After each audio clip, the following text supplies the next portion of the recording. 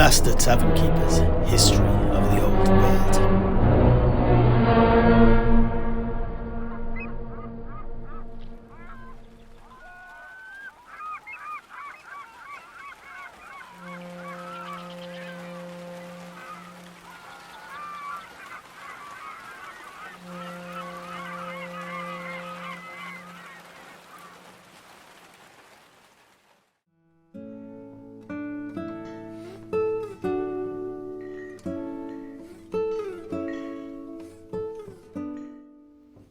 Why, Heinrich, you have that quizzical look on your face again. Is there something that you wanted to ask, Sedrik? Oh, yeah, there is indeed.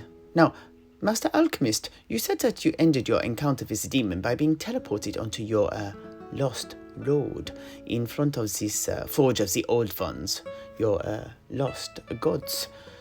Can you, tell us more about this? Everything to do with the old ones has begun to fascinate me intensely.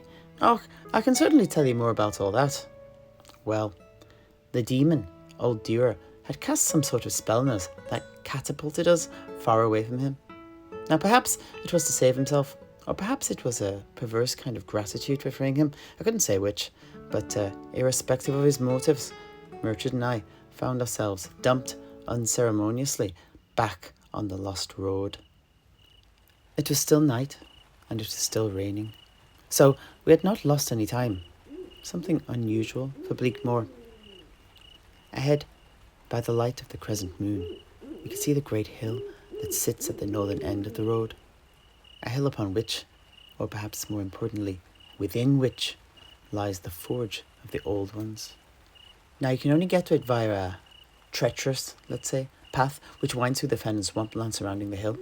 It is well guarded, for the forge of the old ones is where the council of the most senior and respected Truthsayers meet, one of whom was our very own Marvin, by the way. And it was with one of these guardians that Murchid and I were about to butt heads with.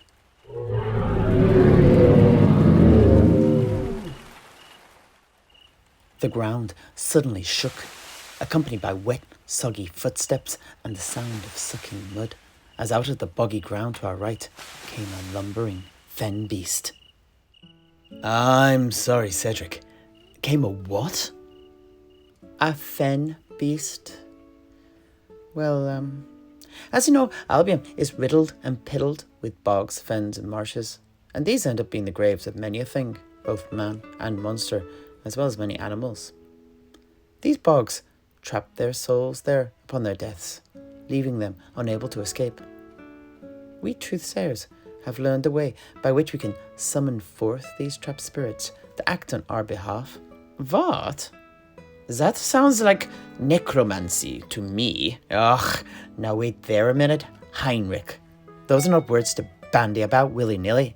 Are you accusing me of dallying with dark magic? Necromancy is the use of magic to summon force and control the undead. Tell me that this is not what you are doing here, Master Alchemist. Those are fighting words, O noble knight. I'll not have the honour of the Truthsayers besmirched by some verbose mercenary. Oh, my neck! Ugh, Septimus, you've struck me again. Count yourself lucky, Truthsayer. I can barely breathe in this headlock. Enough, you two. No one picks a fight at my table, especially when the reason is that you're not listening to each other properly. I give you a choice. Sit down and hear what the other has to say, or I will resolve this misunderstanding for you. Oh, no. That won't be necessary there, Septimus. We don't want a repeat of that night the Bandoleros Gringos were here. It took me 3 days of hard work to clean off the blood splattered around this tavern. Well, you started it. I just finished it. And as it was your mess, it was right and proper that you clean it up. Yeah, Master Tavern Keeper, but I can't breathe. Ah, sorry, Heinrich. By the gods, your arms and like sickly coiled Romlil.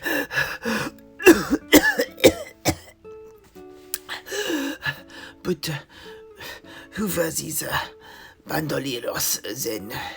Ach, they were a mercenary company from Australia, made up of bandits, fugitives, and freebooters from all over the old world. But you won't see any of them in Tobaro, not after that night. But I'd rather not recall that particular event. It's all right by you. Yeah, I see. I completely understand. Anyway, let us sit down. Now, Sedrik, you're going to tell us about Fenbeasts, and Heinrich, you're going to listen until he is done, and then we shall talk about it like civilized men.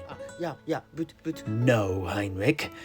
Now, I do understand that you had a particularly bad experience with the necromancer Valdatane a few weeks back, but don't take it out on Sedrik. It is time to listen. Here, have a swig of this. Sedrik, please begin. Tell us, how do you, truthsayers, summon a fenbeast? If we know that, then perhaps we can judge if it is truly necromancy or not. But we can only do that with all the facts at our disposal. Eh, Heinrich? Yeah. Oh, well, I'm happy to oblige. What we do is this. First, you have to find a smooth stone, roughly about the size of my palm here, and inscribe it with the appropriate magical symbols written in Ogham. It is then dropped into the fen at the place where you have divined that the souls are trapped. What happens next is that you cut yourself and allow some of your blood to drop into where the stone fell, effectively gifting form and life to those who have passed. It is then that they will awake, accompanied by a monstrous wail as they are given a reprieve from the smothering insanity of their existence tied to the fen. The fenbeast, as it's called, will then drag itself out of its muddy grave, and the Ogham stone at its heart will draw the surrounding matter to it as it rises. More often than not, this will be swamp mud, rotting vegetation, and other marshland detritus, as well as bones and wood.